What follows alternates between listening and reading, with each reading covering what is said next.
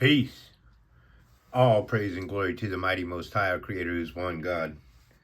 I did a flat earth video the other day for you all. That was my awakening. This is what brought me to understanding, a little bit of understanding.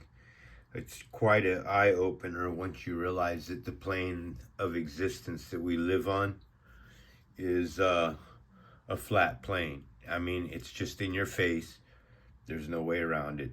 The truth is right here. So we're going to throw this out. This video here belongs to Eric Dubay. It's not my content. So if anybody knows I ain't stealing this, I'm pretty sure that Eric Dubay would be all right with me pushing his content as long as I'm not selling anything. So here you go, bro, the folks, the truth. The earth to be flat, globular, hollow, concave, or otherwise, the freedom to independently travel and explore the earth, from the North Pole to whatever exists south of the South Pole, to any and everywhere else, should be a fundamental and unalienable right. Military vessels near the North Pole and Antarctica have repeatedly barred independent teams of explorers from traveling into these heavily patrolled and restricted waters.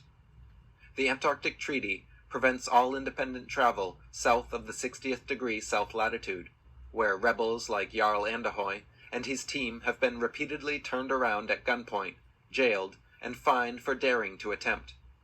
What is so important in Antarctica that 53 of the most powerful countries in the world have agreed to patrol and enforce harsh restrictions and penalties on anyone who attempts to independently explore it? Why has the entire continent of Antarctica and everywhere else on Earth below the 60th south parallel been caged off from us? The only way we can experience Antarctica is by being a government employee and working at one of their bases, or doing one of their overpriced penguin tours along the Antarctic coast.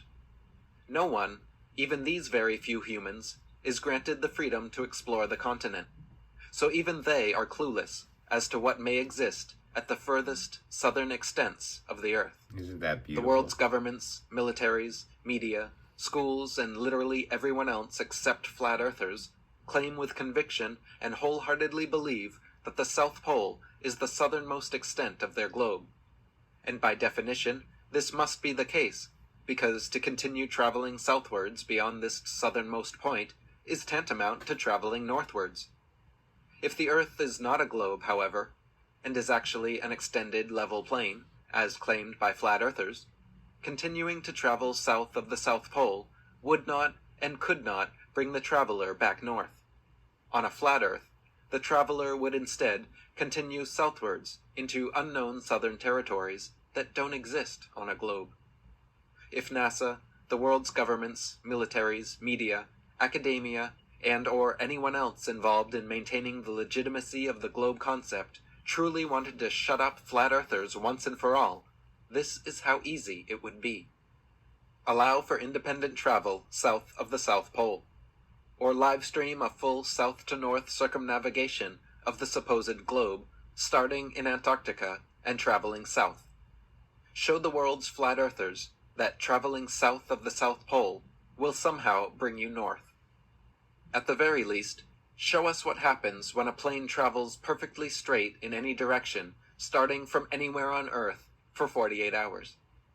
If Earth is truly a ball 24,900 miles in circumference, as we are taught, traveling perfectly straight in any direction, starting from anywhere on Earth, at an average flight speed of 550 miles per hour, the globe model claims the plane will circumnavigate the entire circumference and return to its original starting point.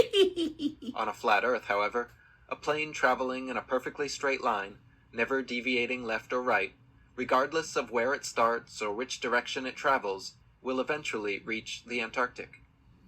Why has such a simple experiment never been performed in aviation history? Are we globe earthers and flat earthers alike content and complacent enough with what we are told to simply trust it as truth?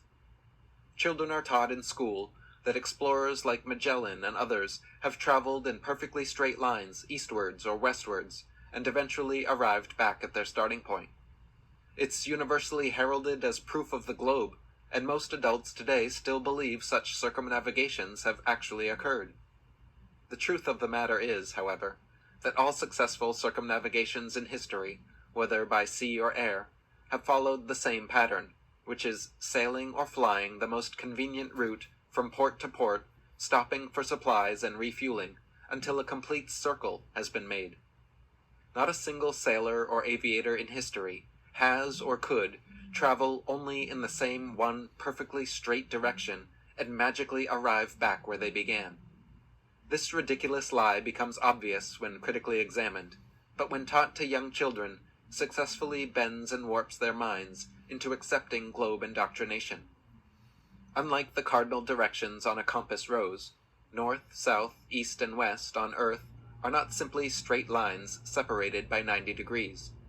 North, rather than being an upward shooting arrow, is actually a point, a center point, the center point of the entire Earth, known as the geographic North Pole, situated directly below Polaris, the North Pole star, the only motionless star in the heavens, which marks the exact center point of the sky.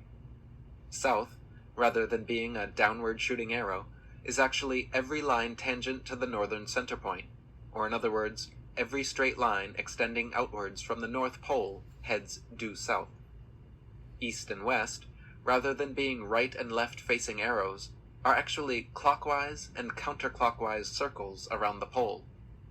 The sun, moon, and stars all rise in the east and set in the west, making perfect circles over and around us every day. As you can observe, they travel in a circular westward path over and around the Earth, and do not all travel in a straight leftward direction, as suggested by a compass rose. Likewise, navigators since ancient times have used Polaris to guide their ships, knowing that Polaris was the heavenly North Pole. South was traveling keeping your back to Polaris. East meant traveling always keeping your left shoulder 90 degrees to Polaris, and west meant traveling always keeping your right shoulder 90 degrees to Polaris. So, put up, or shut up, globe apologists. If we are truly free, show us what happens when you go straight in a plane for 24 or 48 hours. If Earth is truly a globe, show us what happens when you travel south of the South Pole. We have never been shown or allowed to perform such a simple experiment. If NASA, the world's governments, militaries, media, academia, and or anyone else involved in upholding the globe truly wanted to prove their model and shut up every single flat earther once and for all, this is how easy it would be. Number 3. There you guys go, man. All praise and glory to the mighty Most High. Truths are coming out. We live on a flat plane, folks. No question about it. You can't hide from the truth. Y'all have a wonderful evening. This is White Raptor News Ministries.